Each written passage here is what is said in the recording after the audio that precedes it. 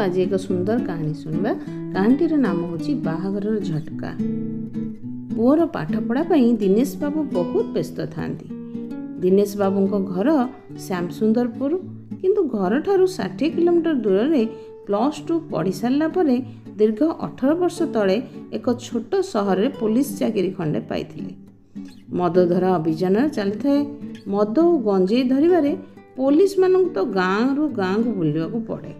गाँ को गाँ बुलवा समय से देखिथिले जने झियो तांको घर पिंडारे छिड़ा होईची। झीटीर ना होची रजनी। से वर्ष से 10वीं परीक्षा देइथाए। सते जेमिति से झीटी पाखरे आखि रहीगला एवं प्रथम प्रेम करी बसिली। तांको सांग हाथ रे तांको घर को खबर पठेइले जे मु पुलिस चाकरी करूची, मते तांको झियो को देबे कि कौन हेब। तांको घर टिके बड़ लोकिया खानदानी तो तेणु घर यही सबू कथा को जमा भल भाव नेले नहीं। पुलिस को कौन तांको झियो को देबे ताहा तांकर पसंद हैला नहीं। से माने खबर देले आम झियो को इंजीनियर डॉक्टर आसुचंती, आमे कहीं ये पुलिस जाइते या पुलिस चाकरिया को दब। म बहुत बाधी थिला। से दिन बसी पड़ली घरे। मन बहुत दुख होला। मानिलानी। पुणी आउ जनक हाथ रे खबर देली तांको झियो को से रखिबे, भल भाव रखिबे, सबु सुख देबे। जेते बड़े घर को चाहिबो भी जाई परिबो। 2 मास अपेक्षा रहिली। काहे के जानी मो आखिरे से झियो छड़ा केही आउ भल लागु नथिले। पुणी तांको घरु खबर आसिला। आमे चिंता करिनु। बहुत मन भितर मनस्ताप हैला। मु काहीकि आउ पाठ पढ़ी बड़ चाकरी न कली एमिति इच्छा हेउथला। एबे एही चाकरी छाड़ी जाउची पाठ पढ़ी आउ इंजीनियर हेइकी देखई देबी। एही परि किछि दिन मु चुपचाप होई रहिली, किंतु मन जमा मानु न थाए। दिने तांको घरु खबर आसिला जे से माने आम घर को देखिबा को आसीबे। से दिन मु चर्चारे तांको मन मोहित करि देइथिली, किंतु जेतेबेले बाहा हेबाकू गली मोर ऑफिसर माने समस्ते खुशी रे बाहागर देखिबा को जाइथिले। हठात 3-4 जण सड़ा हिसाब रे हेबे आसी एही पुलिस टाको आमे झियो को दबुनी कही अड़ी बसिले।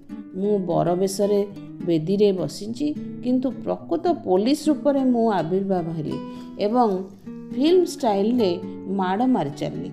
समस्तଙ୍କ आगरे मो अपमान मु सही पाली नाही, जहा मते बहुत आघात देइथिला। सेठारु बाहा होई मो सहधर्मिणी सह मो घर को फेरली, किंतु घर को आसिला परे ससुर घर माटी माड़िनी।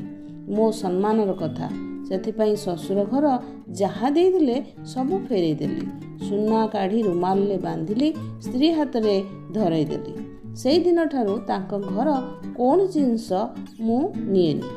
मो आत्मसम्मान कथा स्त्री और पुअर समस्त सुविधा करिथाए।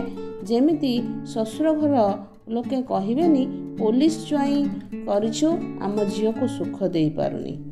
एई दिने एमिति हैला जे ससुर बाजार को आस्तांती। मु सेठी बाजार पाखरे क्वार्टर रहउताए। मु कहिली आम घर आड़े जाउ नाहंती काई। से हठात मते चिन्हि पाले नाही। बोले आपण के? एमितिया हमर संपर्क जहाँ आत्मसम्मान पाई अटकी जाइछि। एबे मु बहुत दूर रे चाकरी बदली हो जाइतिबारु मो स्त्री और पुओ को ससुर घरे रहिबाकू मु पठाई देछि, किंतु ससुर घर मु भूली जाइछि। आ पुओ को दूर को डाकी कथा हुए, किंतु एपर्यंत ससुर घर माटी मु माड़िनी। मु भूली जाइछि सेई समयर कथा। मनीषर हृदय रे एहीपरि गोटे गोटे कथा खोदित हो जाए, जहा केही जीवन सारा लिभेई पारिबे नहीं। सबु संपर्क परे भी समस्तंकर आत्मसम्मान रहिछि, जहा मनीष को एक स्वतंत्र स्थान देइछि, जहा बंचिबा को शक्ति जोगाई थाए। बिना आत्मसम्मान रे बंचिबा मनीष पाखरे कष्टसाध्य व्यापार होइथाए। तेणु एठी गोटे कथा मु कहि रखे जे आमर आत्मसम्मान जोठी हानि होछि, आमे सेठारु दूरेई रहबा 100 गुण भल। कहानी किपरि लागिला निश्चय जणाइबे। आ एक सुंदर कहानी सहित मु पुणी उपस्थित हेबी। सेतबेल पर्यंत मु रहिली।